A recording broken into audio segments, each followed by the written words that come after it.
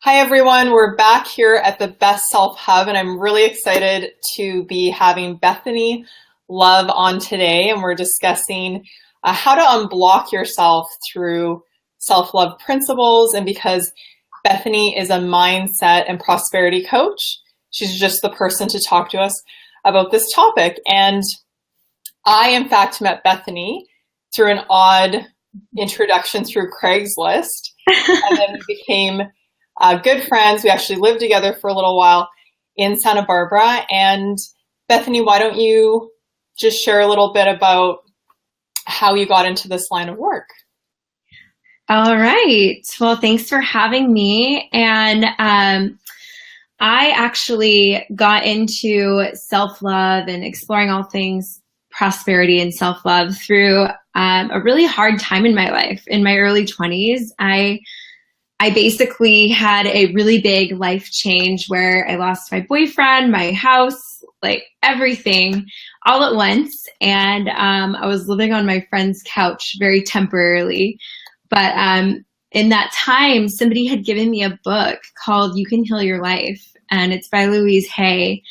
And it's all about self-love. And I followed the principles and the instructions that she wrote out in that book and completely transformed my life. I made so many amazing dreams happen. I quickly got off my friend's couch and into a beautiful place to live. And my life just completely transformed and has never been the same. And I attribute it all to self-love. And I always go back to self-love anytime things are kind of going wonky in my life, or, I just feel a little bit, affected by negativity or anything like that.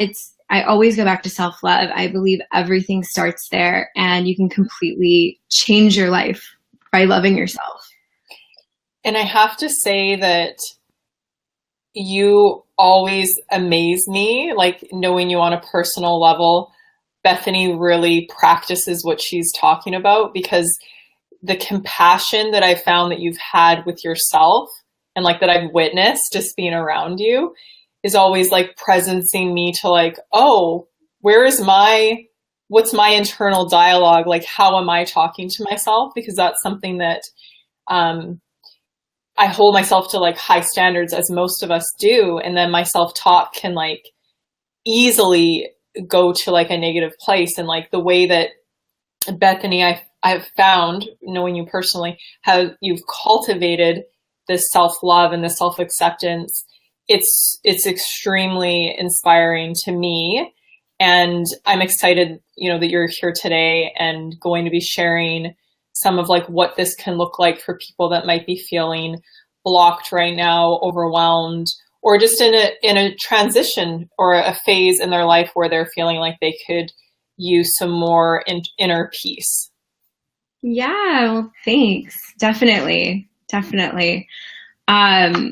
Where should we start? I know, I was just going to ask the same thing. I guess starting with, if someone is like new to some of this work, or like where would you recommend someone starting? Like if someone's like aware that they could improve their internal dialogue, or, what does it look like to practice self-love? Or do you have a ritual that you're currently doing that you would like to share with others?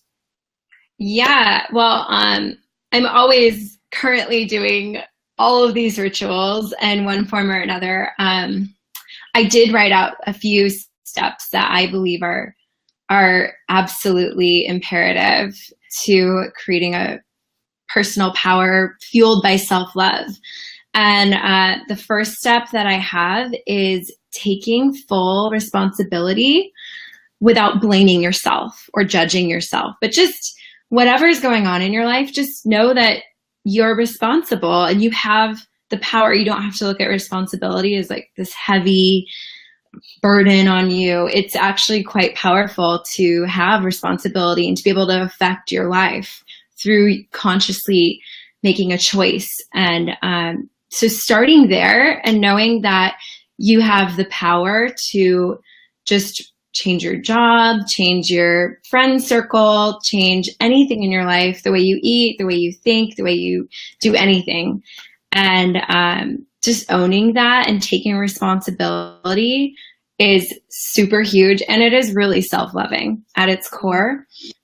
And I know that at certain times in my life when I feel really out of control or out of touch with what I really want, I notice that I'm typically going along with somebody else's responsibility. And I'm kind of giving my responsibility, my power away to them instead of just owning it and making a choice and knowing that I'm powerful. So almost seeing like in any given situation, including like wherever you're at in your current experience of life. So owning it, but not shaming. Like, can you maybe just like cover that piece a little bit more? Because how do you, so there could be a fine line for some people between like, I'm going to own what's going on in my life versus like, well, I don't like what's going on in my life. So being hard on yourself or shaming yourself.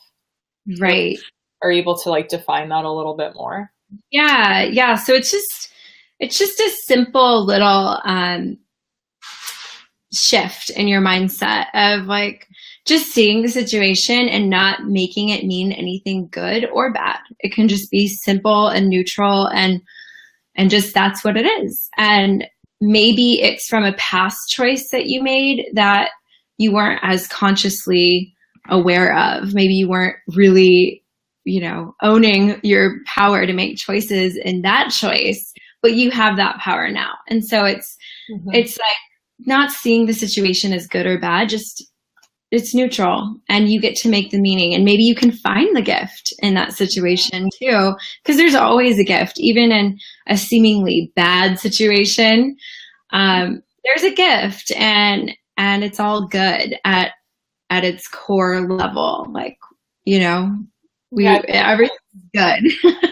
Yeah, that's huge. And one thing that's just coming to mind to share is I remember in my 20s, so many years ago, I, in fact, felt like really out of control in my life. I felt like I was usually in the wrong place at the wrong time, that like opportunities were passing me by. I was like living someone else's life. Like that's just a general feeling that I felt. And then I read this quote and it said, every decision has led me to this moment. I'm simply where I'm supposed to be. And that somehow at that time in my life really gave me comfort, like knowing that, I'm exactly where I'm supposed to be. And then I love what you're saying and what a great message for everyone watching right now live and for after is like that's such a great message to really think about just like the acceptance, like accepting what is, and then you define the meaning or looking like if you can look beyond sometimes like the pain or what you're feeling and move to like what could be like the bigger vision or purpose. And sometimes you don't know what it is, but I've then discovered things in my life where I'm like, oh wait, this makes sense 2 years later. Why that might have happened. It might not be instant. So. And it could always lead you to a better place. It could lead you to that dream relationship or that dream life or that dream career, losing that job or whatever the situation is that seems bad or not your ideal on the outside. And just having the power to change, like you can make any choice you want. And that's really huge when you see that, like you're so powerful. And so owning that power is a part of having self-responsibility and doing whatever you want in your life. Like you literally can change anything you want. So you can have a bad situation or something that's really hard for you and make a new choice. And that leads to the next point that I have is be willing to see it differently. And this can be really hard sometimes when you're stuck in that crappy situation, or that whatever it is, bad, negative self-talk or anything. Just be willing to see it differently. Be willing to see a person in your life differently. Be willing to see yourself differently. And just saying that to your higher power, to God, angels, universe, whatever, I'm willing to see this differently, help me see this differently, can really change everything. And then along with taking action and having that responsibility. Mm-hmm, mm-hmm. So, yeah. I like that one. So just really opening up to a possible like reframing of what is going on instead of like being in that repeated like tape of like the story that you keep telling yourself potentially about a situation that could be putting you into like a negative spiral. Totally. So Totally. Change the station. Exactly.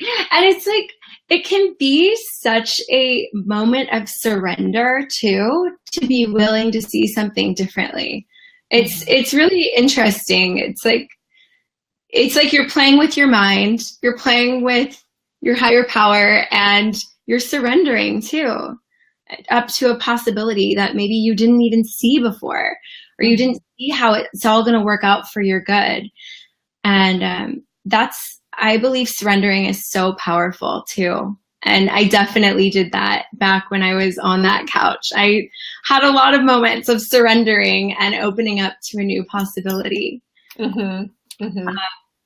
So yeah, that too is like reframing. I'm taking note. Yeah.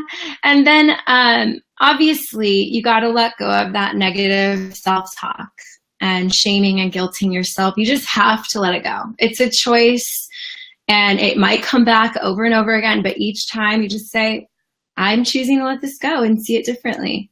Mm-hmm. Mm-hmm. And it's so easy. We have studies have shown we create, brain passages that are our habits and patterns, right? Because we think things over and over again. And you gotta think in a new way and just let that go. And I know it can be a really ingrained pattern, even for me, thinking negative thoughts about myself or others. And it just has to be surrendered and let go. And you can create a new thought by saying all is well, or I am safe, I love and accept myself. Like, that's such a simple thing to say, but it goes a really long way. And if you just repeat positive affirmations and mantras over and over in your mind, eventually you'll create new passageways in your brain that become your normal. And for some people it takes more work than others, and you just gotta be with where you're at and on your journey. So that's my advice for letting go of negative self-talk. Okay, I love it. Let's do a quick recap of the three for those just tuning in. And I see that Steve had made a comment like surrendering. Wow, that he thinks that that's like a really powerful one. Thank you for joining and commenting on that. I do believe that surrender is, although challenging, like at the key of our joy and like really raising our experience of where we're at, like at a higher vibration. And so do you mind, Bethany, just like listing the three for the recap? So we had like the number one principle being responsible. So being responsive to your situation and owning your power in that situation. And number two is it's being willing to see it differently and surrendering up that whatever mindset you had about it that wasn't making you feel the self-love and the power that you have. And number three is you've got to let go of the negative self-talk. And the easiest way to do that is to replace the negative self-talk with a positive affirmation. Yes. Oh, I love it. And Steve just had asked a question, or sorry, it was Marie rather. Hi, Marie. When we judge others, we're judging ourselves, question mark. So it's like asking. Yes. Probably sharing, I imagine, and like, do you agree with that? Yeah, yeah, I do believe that. But it's interesting, like when you do the self-love work, I really believe you've got to start with yourself and it overflows back to others. Mm-hmm. So instead of being like, oh, don't judge other people, it's like when you stop judging yourself, you don't even judge other people. It just goes away. So That's a really, really good point. I've almost yeah. had this like thought or this belief that, when I experience someone that's like really critical of others and like we all judge, it's human nature, but or say maybe someone that's more has a hard time not like talking poorly about other people or something in that nature, Mm-hmm. I tend to remind myself, wow, that person must be really hard on themselves. Like to the level that they're out there judging, that's probably internal as well. So that's got to be tough, Mm-hmm. a tough place to be. Absolutely. And Yeah, it's when we can accept ourselves, we'll accept other people, even if they're totally different than us. mhm. And I also think that if we're judging other people, it's usually something about them that we don't like in ourselves. So it's like they're mirroring an aspect of ourselves Yes, that we don't appreciate. yeah. And So, or in the past, like maybe I want that. Like I'm like, oh, I hate it when people drive luxury cars like that with their designer stuff, and I'm like, wait a minute, I want that. yeah, totally. Oh my gosh. On the other end too. Yeah.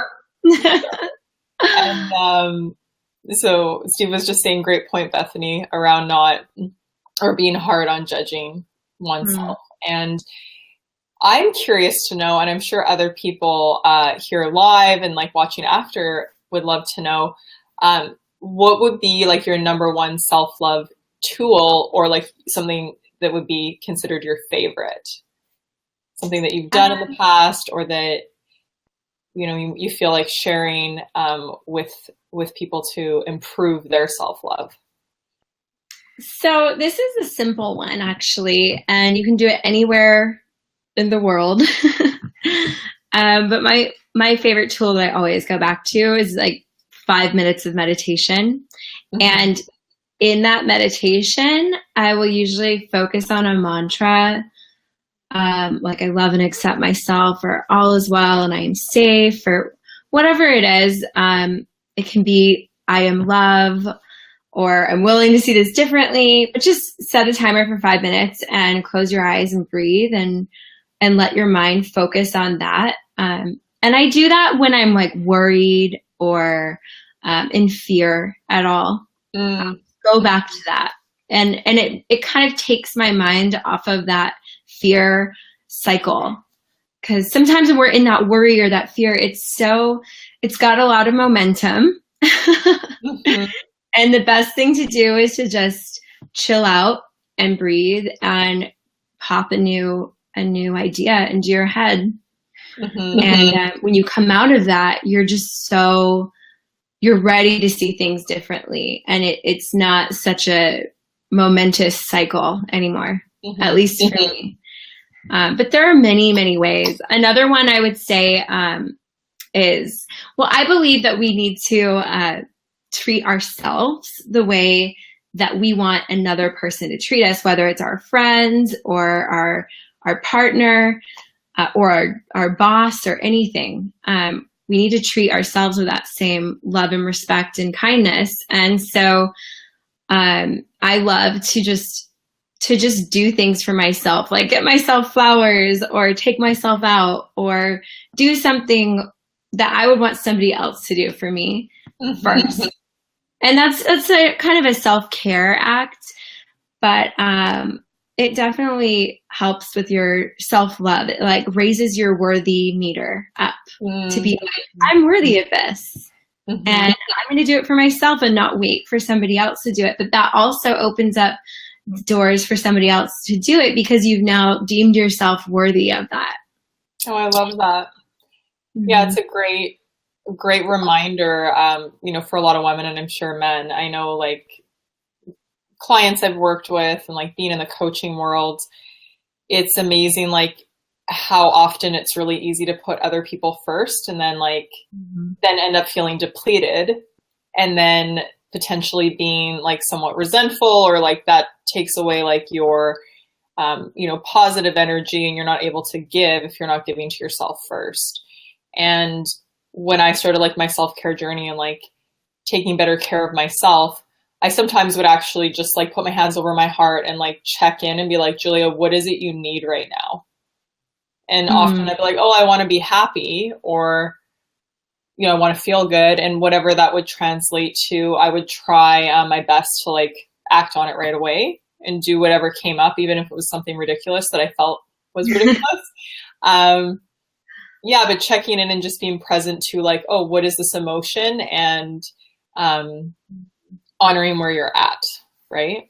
Was helpful for me.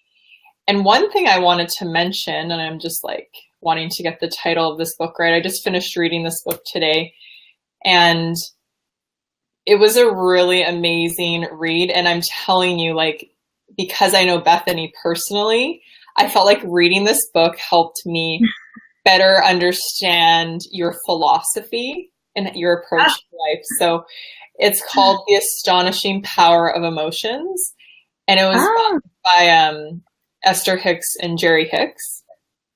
So, and I know that that's also an author that you have read some of their books, but it was talking a lot about like how vibration is everything. And then they use the analogy like upstream and downstream, where either like making life really hard and like working upstream, or we can like work on, it's super simple and it's very subtle, but just feeling better and flowing with life more downstream. And how these emotions can impact our lives more than action. Like we can be like all action, action, action. How I've been in the past, all action, I feel like in my like earlier life, to now tapping into more about like, well, how do I feel? And, if I'm in a foul mood and feeling awful, like that energy is going to be brought to those around me.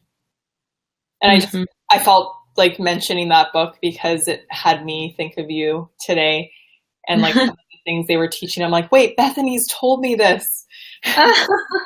That's right.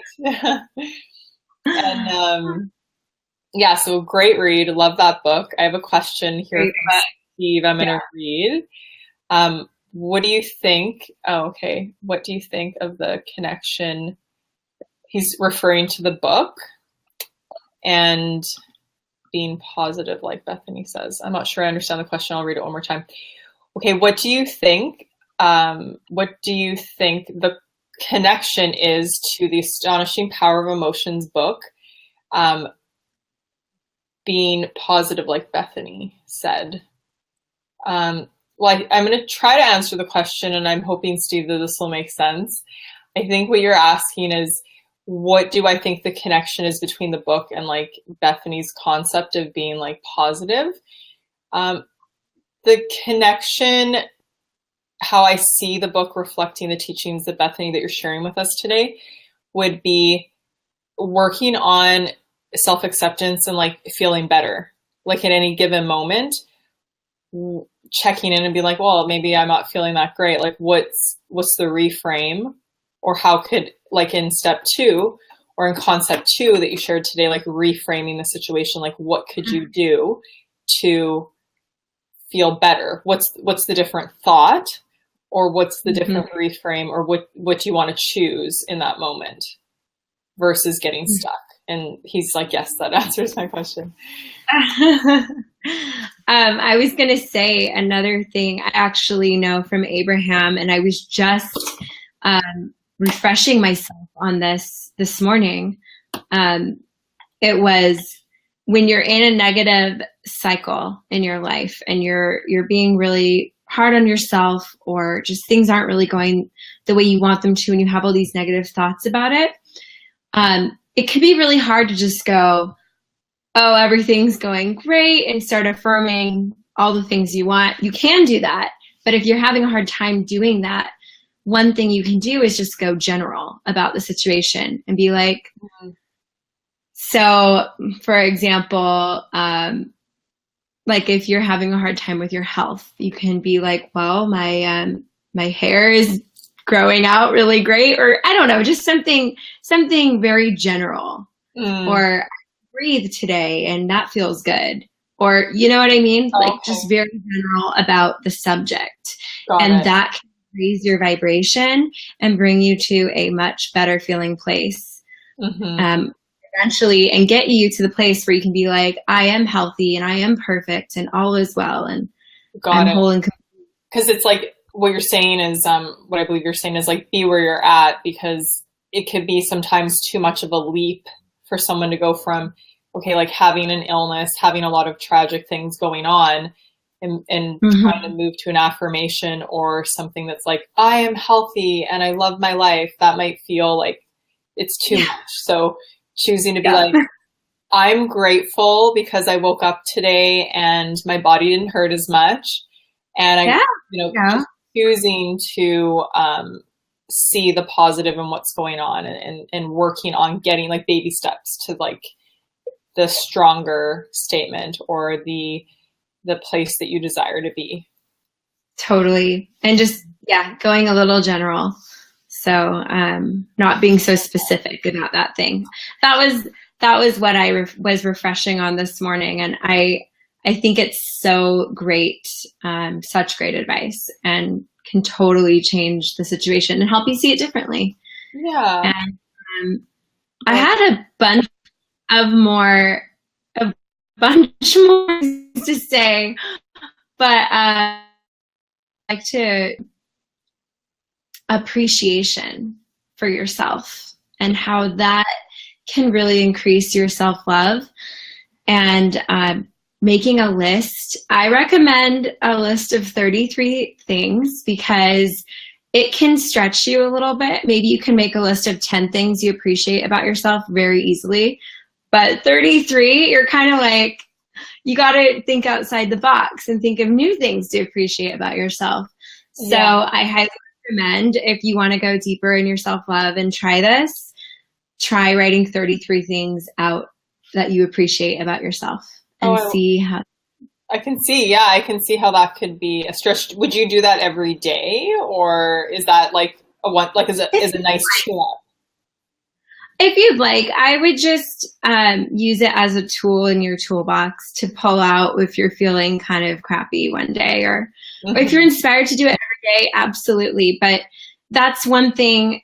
That's actually a part of my philosophy. I don't recommend like every day you must do these things, because we ebb and flow and life changes, and it's whatever we need that day. You never want self-love to feel like really restrictive or like you have to. And and that's how I approach my to-do list too, is I look at it and I do what I'm most inspired to do on that list.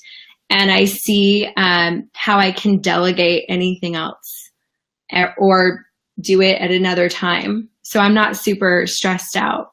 And that's another self-love philosophy that I have. I like that. And I've definitely taught on like morning rituals and the importance of it. And the one thing I do give myself the luxury of constantly adjusting and changing my morning ritual. The one thing I do know is that when I don't have a ritual once a day to honor myself and do self-care, then things can get a little haywire for me. So I do really well with structure.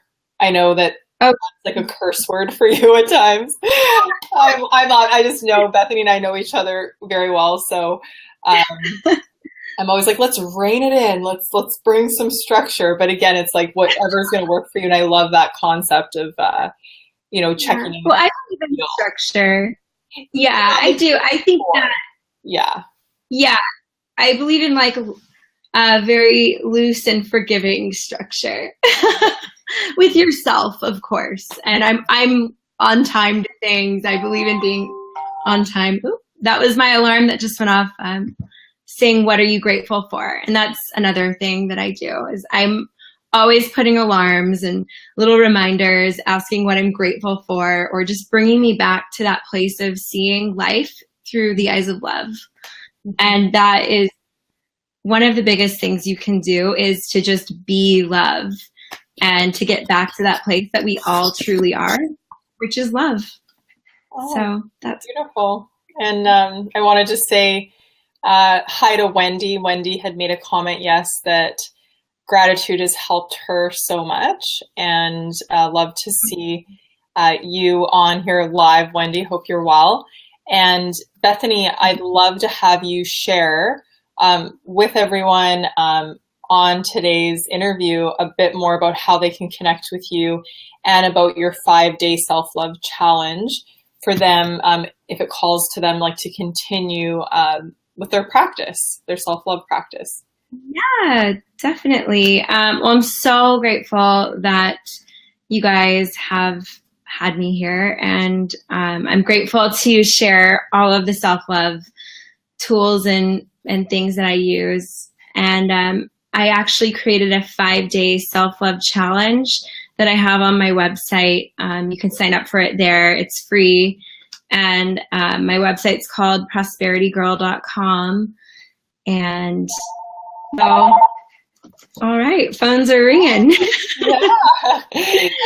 Things are happening. Busy lady. Well, that's great. And I'll make sure that we share your website in the feed for those that are watching after. And of course, I always encourage everyone, please leave your comments and questions even after, if you watch the live after. And because we won't know that you were online, or that what you thought, and getting your feedback is always great. And we want to make sure that we're being as supportive as possible and getting your questions answered on the topic that we cover. So thank you again, Bethany, for being with us here today, and for your time, and for all the love. So blessings to you, and let's go ahead and sign off for today's live. I'm going to end the broadcast, and I will see you soon. Okay. All right. Bye.